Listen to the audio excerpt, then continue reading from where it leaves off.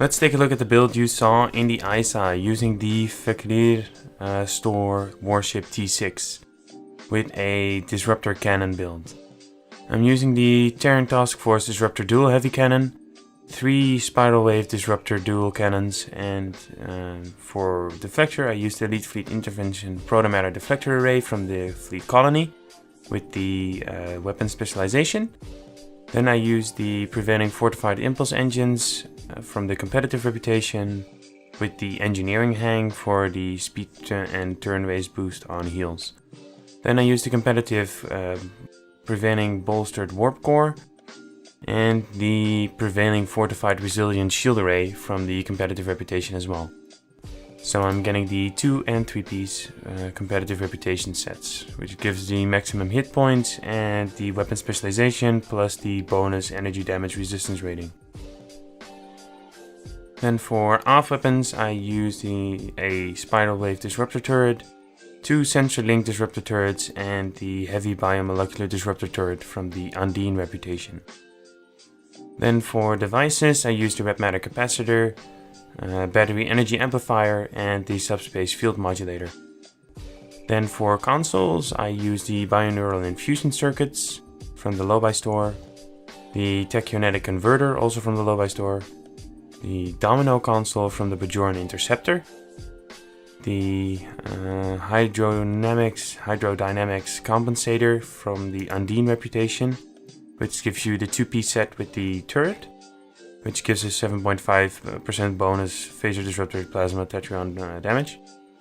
And then the 2-piece Dynamic Power Redistribution module and the Point Defense Bombardment warhead. Both for the clicky and the passives, and the 2-piece, which is very good. And then I use 5 Vulnerability Locators, Disruptor in this case. Then for skills I use a very heavy tech focus. For a more detailed rundown on my skill tree, check my channel, there's a video there. And I use Intelligence and Strategist as my specializations. Then for traits I use a Good Day to Die, Accurate, which you can have Superior Accurate of, Anchored, Cannon Training, where you can have Superior of, at the K13 fleet base, but they're pretty expensive. Then the Fleet Coordinator, Inspirational Leader, Intense Focus, Operative, Self-Modulating Fire, and Context is for Kings. Then for Starship Traits I use Calm Before the Storm, Cold-Hearted, Emergency Weapon Cycles, Promise of Ferocity, and Withering Barrage. Then Space Reputation I use Advanced Targeting Systems, Controlled Countermeasures which procced with Cold-Hearted, Shield, Enhanced Shield Penetration, Magnified Firepower, and Precision. Then for the active reputation, you use all the space ones, basically. And then for stations itself, I use all SRO officers because this is a Romulan character.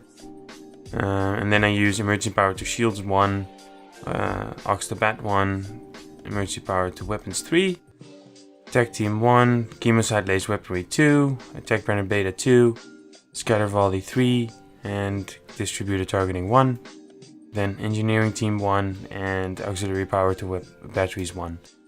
And then Transfer Shield Strength 1, Science Team 2, and Hazard Emitters 3. And then lastly the Active Duty Officers, which is Agent Nerul, Attack Pattern Beta restores hull when firing, the Warfare Specialist Space Increased Damage versus Borg, the Exocomp, which you can change for anything else that's better, and the Technicians for the Ox the Bat build, and then the new Elite Warfare Master Space Increased Damage versus all. I hope this was useful. Thanks for watching, like and subscribe, and I'll see you in the next one.